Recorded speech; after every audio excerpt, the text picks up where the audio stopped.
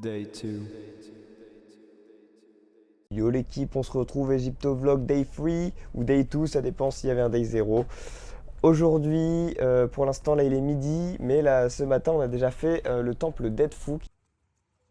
Le temple d'Edfou est en fait le temple d'Horus, érigé dans la ville d'Edfou située sur la rive gauche du Nil, à une centaine de kilomètres du sud de Luxor. D'une beauté incomparable, c'est le deuxième sanctuaire le plus grand d'Égypte, après bien sûr celui de Karnak, et il est considéré comme l'une des plus belles merveilles du pays, égalant presque la pyramide de Gizeh. Il est extrêmement bien conservé, comme le temple d'Hathor, et permet de s'imprégner totalement de la culture égyptienne. Le temple d'Horus fut construit entre -237 et -57, alors que l'Égypte est sous l'influence grecque. C'est la dynastie des Ptolémées qui est à l'origine de ce temple dédié à Horus, le dieu faucon, sous le règne de Ptolémée III. Le temple d'Edfou est très richement décoré et émerveille les visiteurs au premier regard. La cour de l'entrée est composée de colonnes et d'un grand pylône orné de reliefs consacrés au dieu. Les inscriptions et les murs du temple racontent toute l'histoire du culte voué à Horus, ainsi que toutes les cérémonies et les rituels de cette société.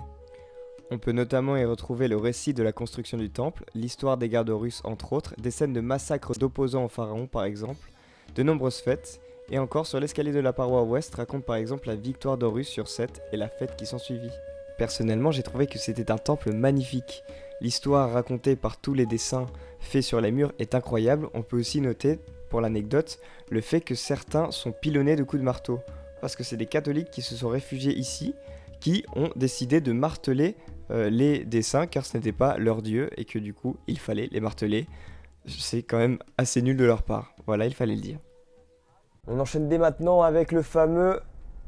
Outfit of the day. Wouhou. C'est parti pour un petit outfit.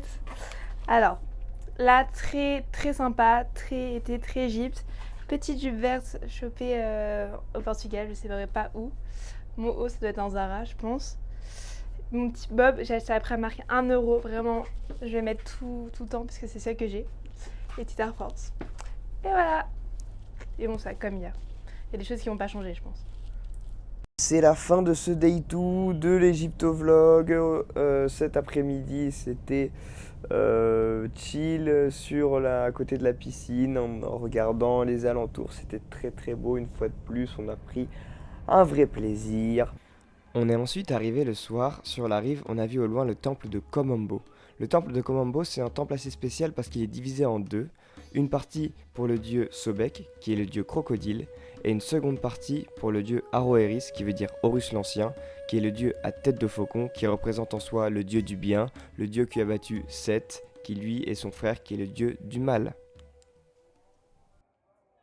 Nous sommes donc au temple de Komombo. Il faut savoir qu'il n'y a que deux temples qui se visitent la nuit, le temple de Luxor et le temple de Komombo. Et c'est stylé en vrai. C'est stylé. Il y a un peu de flow, J'avoue, il y a du truc. Alors, visiter un temple la nuit, pour le coup, c'est vraiment trop stylé. On est dans l'ambiance, il fait sombre, tout est un peu jaune, on a l'impression de marcher dans les décombres et C'est vraiment une expérience assez spéciale, assez incroyable. Et c'est sûrement un des temples les plus stylés du coup qu'on a pu visiter. C'était très sympa et après il y avait une petite partie sur un musée avec des crocodiles momifiés qui était sympa. Bon, c'était une grosse pièce avec quelques crocodiles. C'était très cool. Demain, grosse journée en perspective, réveil à 5 h du matin. Jusqu'alors, les réveils étaient jusque 8 h. Et ensuite, le lendemain, réveil à 2 h du mat. Le surlendemain, pareil. Et après, je crois aussi encore pareil, ça va être dans les 2 h 5 h du matin. Donc, mais d'un côté, c'est bien parce que là, vraiment, la chaleur est assommante. La journée, on peut vraiment pas rester au soleil trop longtemps. Et du coup, c'est pas une mauvaise chose pour autant, mais bon. Ça se mérite, j'ai envie de dire. C'est super.